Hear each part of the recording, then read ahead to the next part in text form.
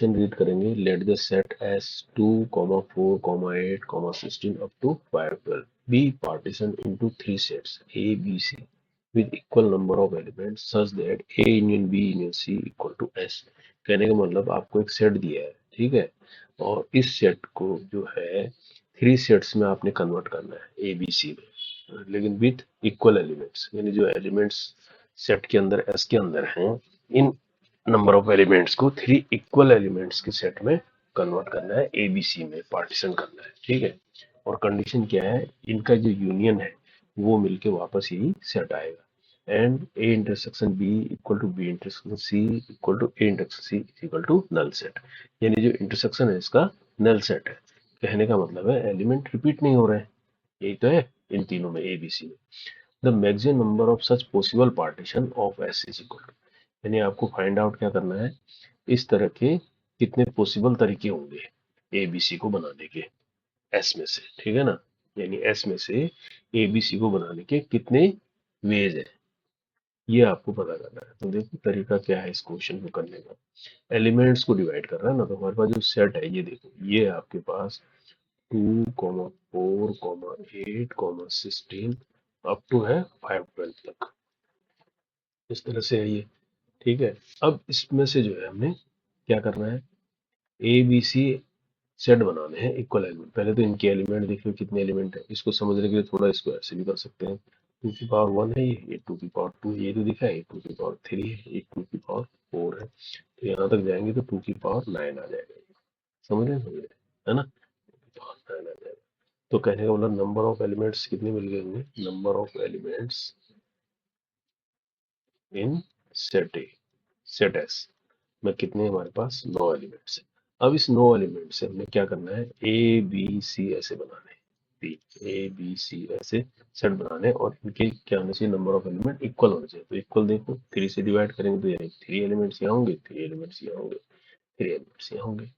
तो अब ये बताना है आपको कि इस 9 में से, है ना, ये जो 3 एलिमेंट्स लेंगे इसके कितने तरीके होंगे इस कंडीशन के साथ, है ना, इंटरसेक्शन इनका नल आएगा। कहने का मतलब एलिमेंट रिपीट नहीं होगा। देखो अब ये तो कॉम्बिनेशन का सवाल हो गया, तो 9 में से अगर हम चूज करने का, यानी 9, यानी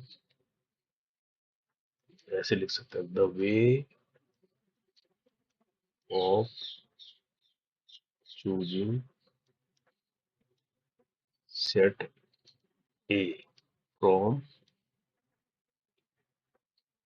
9 एलिमेंट्स, 9 एलिमेंट्स में तो हम सेट ए को चूज कर रहे हैं, तो ये हो जाएगा 9C3, हो जाएगा नहीं हो जाएगा। अब आपके पास कितने एलिमेंट बचेंगे, 3 तो आपने चूज कर लिए, अब रेस्ट एलिमेंट कितने बचे, रेस्ट एलिमेंट्स कितने हो गए, अब 6 हो गए। अब 6 में से चूज करेंगे, 3 और बनाने ना, तो the way of choosing set B, वो कितना हो जाएगा, 6C3 हो जाएगा। ठीक इसी तरह से अब रेस्ट एलिमेंट कितने बचे, इसके बाद हमारे पास कितने बचे, 3 बच गए। अब the way of choosing set C, अब सी को चूज करने के 3C3 हो गए, समझ गए। अब मैक्सिमम वे कितने होंगे, अब क्या करेंगे, मल्टीप्लिकेशन कर देंगे, है ना, रूल ऑफ मल्टीप्लिकेशन कर देंगे, rule of multiplication,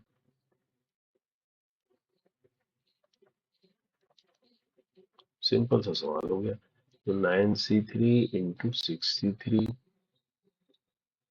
into 3C3, ये आंसर हो जाएगा हमारा। तो इसको करेंगे तो फैक्टोरियल 9 अपॉन फैक्टोरियल 3 अपॉन 9 में 3 है फैक्टोरियल 6, यहाँ आ जाएगा into factorial 6 upon factorial 3 into factorial 3, और इसकी वैल्यू तो 1 होती है, समझ रहे हो। तो यहाँ से इस फैक्टोरियल से ये कैंसिल हो गया। अब यहाँ क्या बचा, फैक्टोरियल 9 बचा ना, तो 9 into 8 into 7 into 6 into 5 into 4, एक फैक्टोरियल 3 बचेगा यहाँ पर, है ना, वहाँ जो है नीचे एक फैक्टोरियल 3 ये है, फैक्टोरियल 3 फैक्टोरियल 3, एक को कैंसिल कर देंगे, तो इसकी वैल्यू कितनी आ जाएगी, कहने का मतलब ये आ जाएगा 9 into 8 into 7 into 6 into 5 into 4, नीचे फैक्टोरियल 3 की वैल्यू कितनी आएगी 6, और इसकी भी आएगी 6, तो इस 6 तो ये कैंसिल हो जाएगा। इसको काट रहा हूँ, 3 2 जा 6, 3 3 जा 9, 2 से 2 2 जा 4 कर देते हैं, है ना। तो कितना आएगा, अब देखो, है ना, 8 और 5 की मल्टीप्लाई कर देते हैं, आसान तरीका, 8 5 जा 40, बाकी क्या बचा, है ना, 7 3 जा 21, 21 जा 42, ये तो हुआ। 4 से मल्टीप्लाई कर दो, 0 इधर, 4 2 जा 8, 4 4 जा 16, ये आंसर आ गया आपको। समझ गए, ये तरीका है इसको, है ना, ऐसे किया जाएगा, सिंपल क्वेश्चन है। तो 1680 इज द राइट आंसर।